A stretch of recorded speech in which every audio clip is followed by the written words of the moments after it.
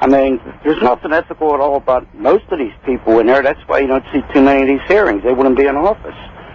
I mean, we got a governor here we had a casino in Vegas who's going to build a free one in a hockey arena. He gave it to another guy who didn't have the money. Now we've got a $700 million tunnel going 1.75 miles under our river. It's like a mushroom farm. Right. I mean, where is the ethics anywhere in this Congress? And I vote Republican. I was a Democrat. But after Jimmy Carter, I learned my lesson, especially with this Neighborhood Redevelopment Act they have in there that caused all this banking problem. Harry, I'm going to stop you because you're now taking us in another direction, but he's reflecting what the polls are suggesting is one of the lowest readings on public sentiment about Congress right now.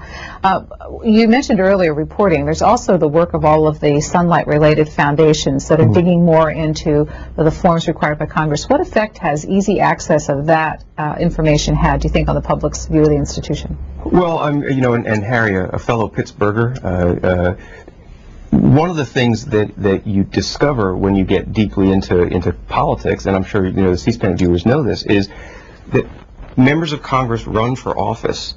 It costs $1 million or $2 million to run for Congress in your average House district.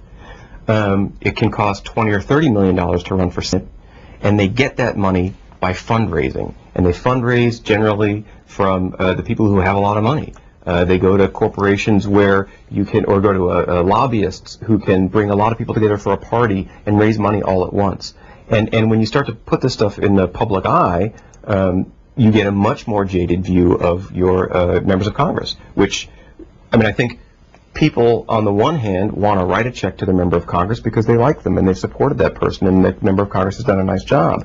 But on the other hand, that check then becomes public, and people like me can look at it and say, gosh, I wonder whether the member of Congress did something in exchange for this check, something specific. And keep in mind that at all times, a member of Congress is going to be going to their constituents and saying, vote for me and make a donation to me because I can do good things for you. I can do good things for the district. I can bring jobs here.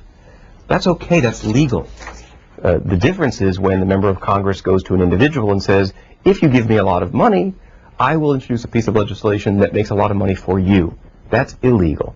But it can be a fine line sometimes. And I think that the nice thing about the Center for Responsive Politics and the Sunnlight Foundation and these other organizations that are making this information public, now the public can go and look and see all of those donations and follow the money themselves and go look and see whether some of the donations are suspicious.